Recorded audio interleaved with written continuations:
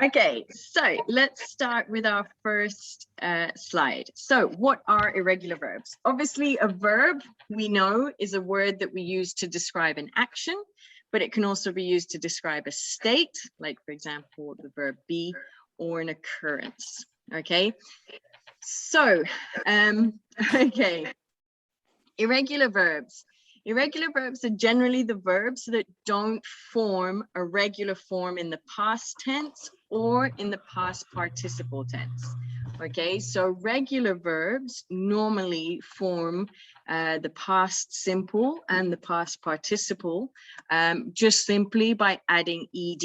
So for example, listen in the past simple is listened, and in the past participle is listened as well. That is an example of a regular verb. An irregular verb does many things but this, okay?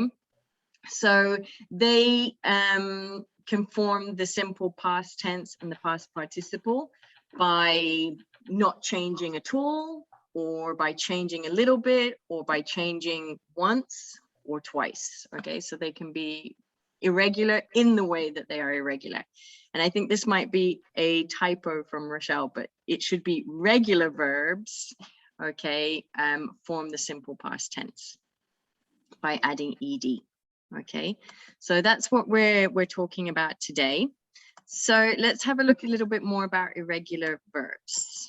So let's move that one. Okay, so irregular verbs, unfortunately, this is why they are a pet peeve, have no rules. So there's no way that I can tell you verbs beginning with F that are irregular always do this. No, there's no set rules, which kind of makes them a little bit annoying to learn.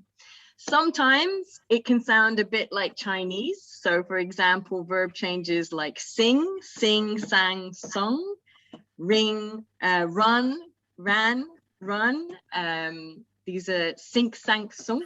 These are all examples of the irregular verbs like that one. Sometimes there is half a change. So remember I mentioned, so for example, buy changes to bought, and it's bought in the past simple and bought in the past participle. And some are irregular, but they're actually quite nice if you know which ones they are, because they don't change at all. So it's really nice. So cut, cut, cut, put, let. These are the ones that don't change at all. So you could see them as annoying or really nice to learn because there's no changes. So what's the problem? Sometimes people make two common mistakes. Either they will add the ed at the end of the past tense when it's not necessary. Okay, so you'll hear people say, I cutted, or I boughted, or I buyed something from the shop. Okay, so you create a verb that doesn't exist. Or sometimes you confuse them with another form.